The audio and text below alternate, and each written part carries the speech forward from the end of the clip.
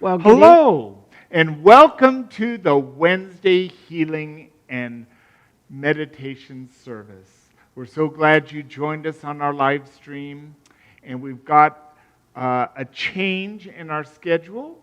We are holding Linda Gillespie and her family in prayer. Her sister passed away this morning, and so Linda was going to do this tonight, but we have Reverend Sondra von Gyllenband here, and I just love that. And she's going to be giving us her Oneness Meditation. So let's hand it over to Sondra. Thank you for being here. Thank you, Reverend Gary. It's great to be here, and it's great to have this opportunity. And I was going to be here next week and talk on oneness, and I think that oneness is one of the things that we have an opportunity to be thinking about and looking at and wondering about as we have these masks over us and plexiglass in between us and social distancing. And I don't know about you, but I'm really missing hugs, handshakes, connection, and I recognize that there is oneness in all of this. And yet sometimes I still miss it. So I want to look at that a little bit and talk about how we can reconnect and remember our oneness and remember our connection. And from Corinthians 12:13, I'd like to share with you. For one in spirit, we are all baptized in one body. Jews are Greeks, slaves are free. Are we all one, made to drink in one spirit? So we're one in spirit.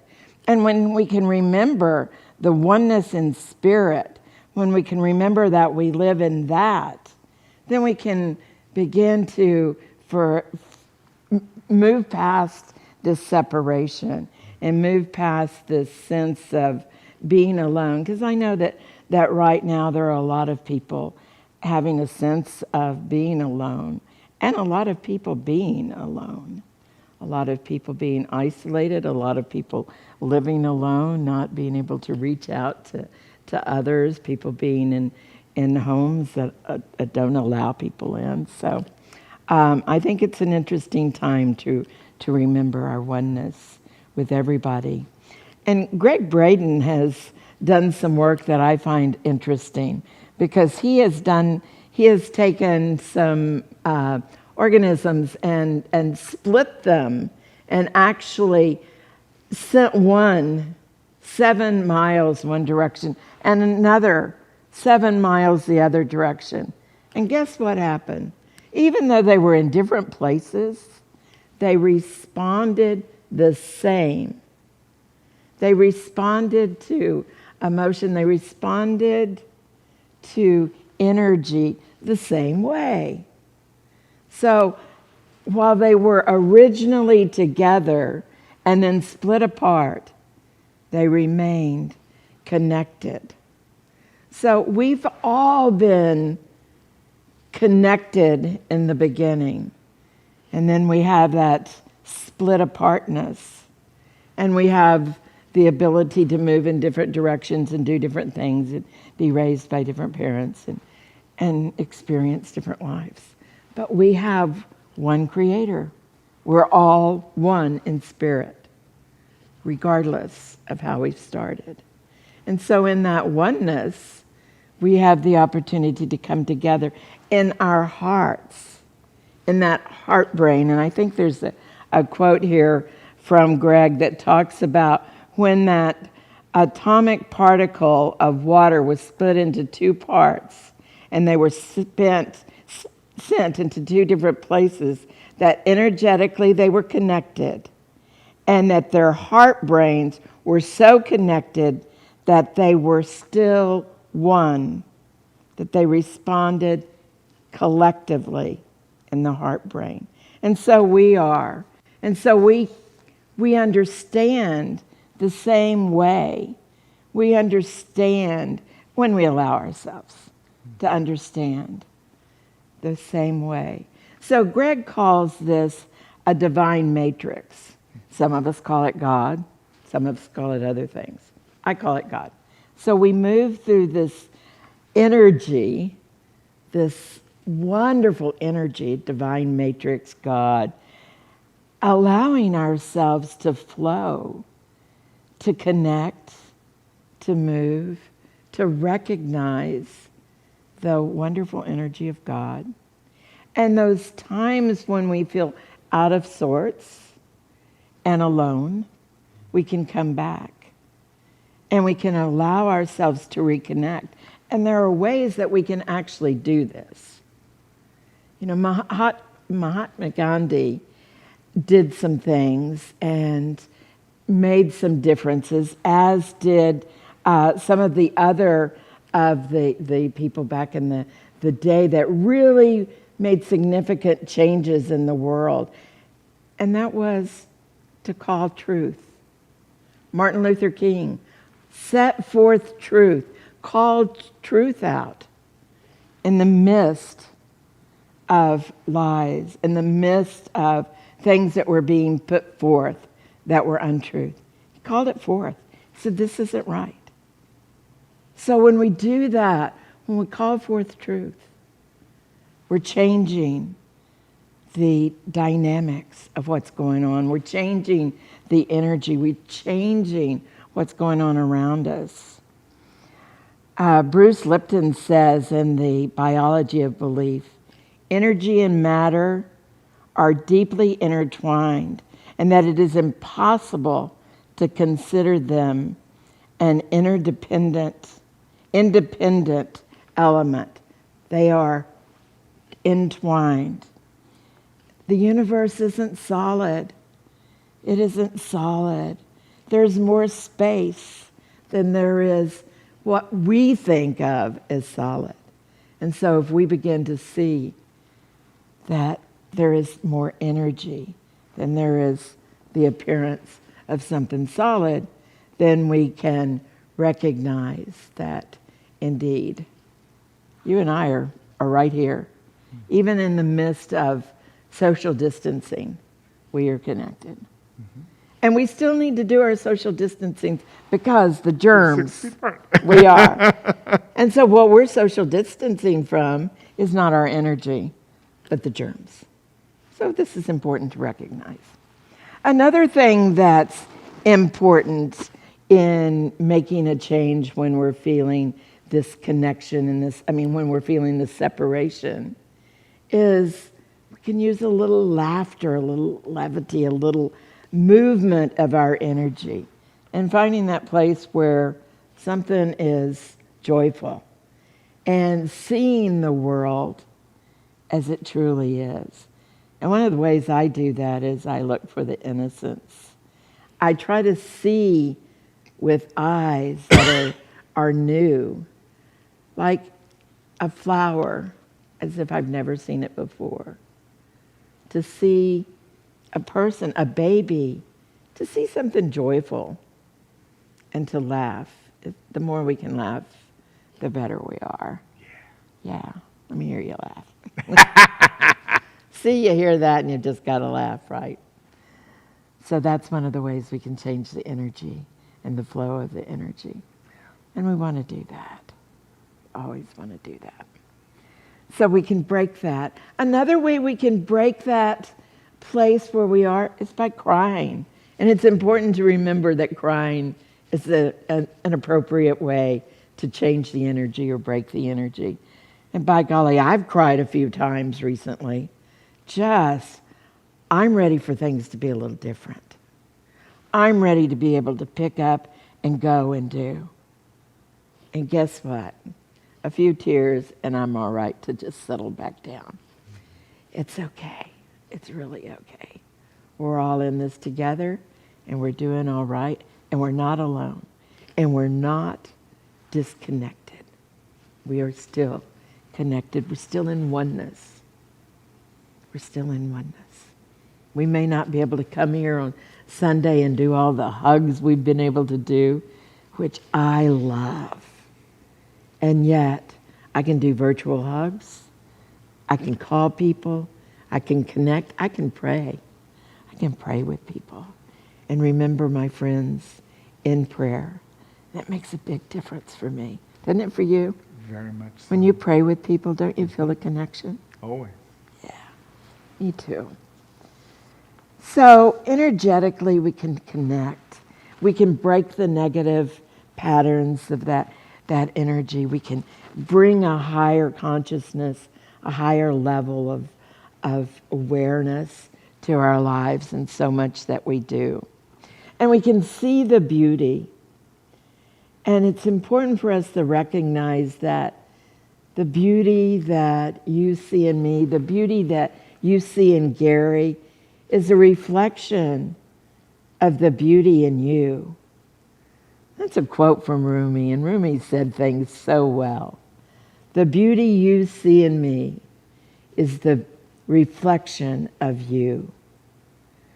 So as we spend this time together in reflection of prayer and beauty, light and love, let us recognize that we do come in the awareness of our own divinity. And we come knowing that we can be together and we can pray together. So I'm going to turn now to our silent unity prayer service. And this is for May 2020. And I just love this. In many of the centers I've been in, we've done this every Wednesday, and it's very meaningful for me. So I'm going to invite you to take a deep breath as we go into this prayer service. And this is used at Unity Village in the Silent Unity Prayer Chapel. Every moment begins with breath.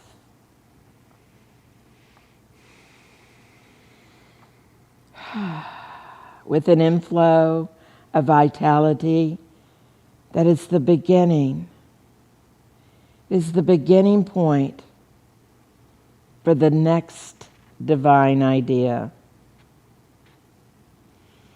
Breathing in, we begin to know the truth of all sufficiency.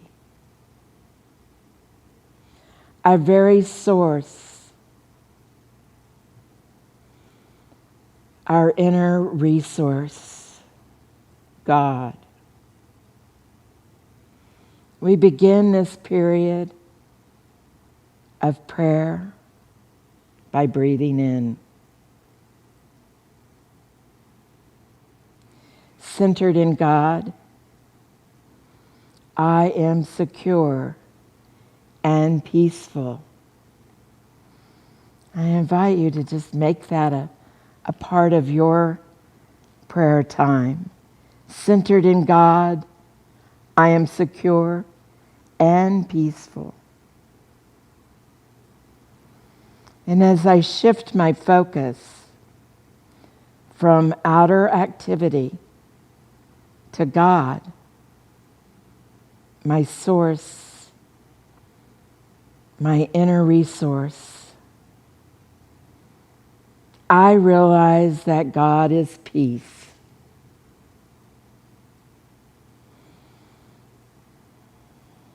All cares and concerns diminish in the presence of peace. God is peace in my quiet mind, in my compassionate heart, in the quiet mind, in the silence. I recognize peace.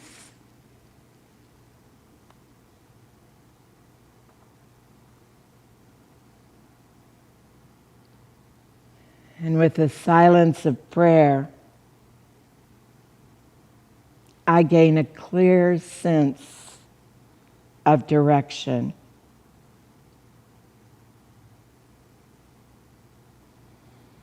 Within the silence of prayer, I gain a sense of direction. Anytime I need greater clarity or wisdom, I turn within. Centered in the silence of prayer, I open my mind to see more clearly the possibilities ahead. I open my heart to feel my wise way forward. Relying upon the spirit of wisdom, I know what is mine to do.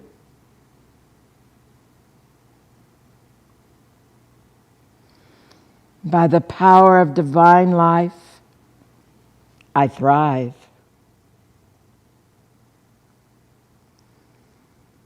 By the power of divine life, I thrive. The light of divine life shines within the cells of my body and in every crevice of my awareness. The promised fullness of life, of the life that is mine, as I bask in the life of wholeness, vitality, strength, and well-being.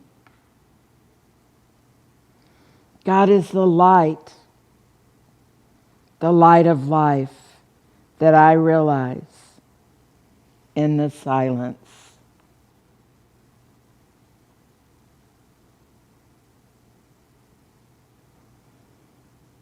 And I welcome every blessing in the spirit of gratitude and generosity.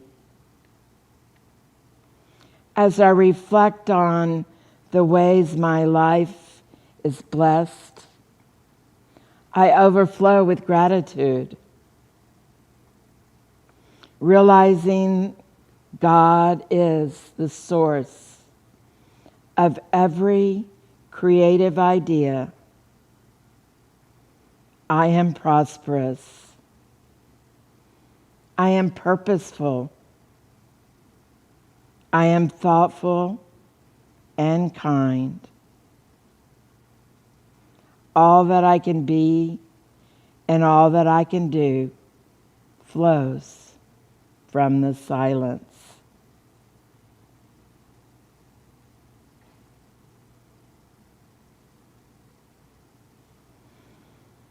My eyes can see the beautiful potential within me and all around me.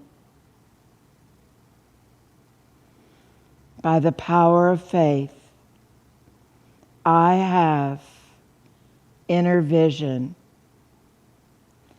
I can see beyond appearances to the truth.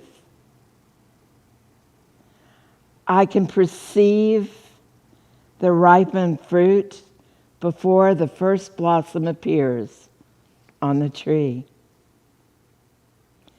As I breathe to the silence of prayer, I am filled with faith and I am faithful.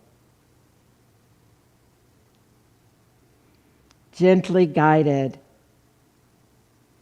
by easy breathing, we close this time of prayer.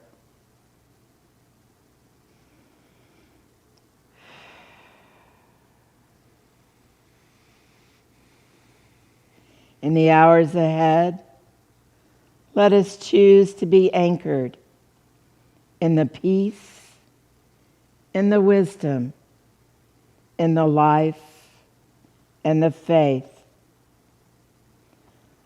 Let gratitude be our guide for all that we say and that we do next. Let us conclude with a prayer of protection. So if you know this and you're watching this, I invite you to join in. The light of God surrounds us.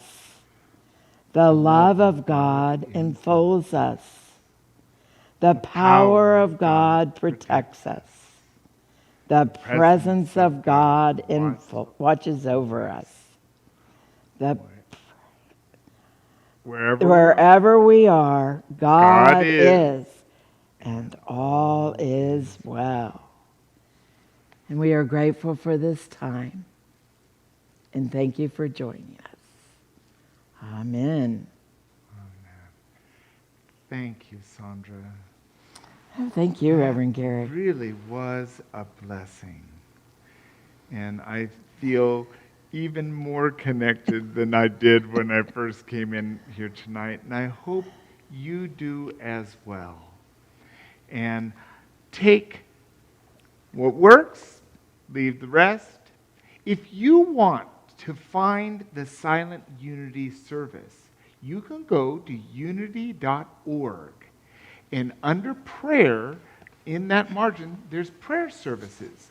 And there's one for every month of the year. Not only is the print version available, it's also available as an audio. And they're powerful prayers. So that's just a little toolkit tidbit. And with that, we say good night and namaste. Namaste.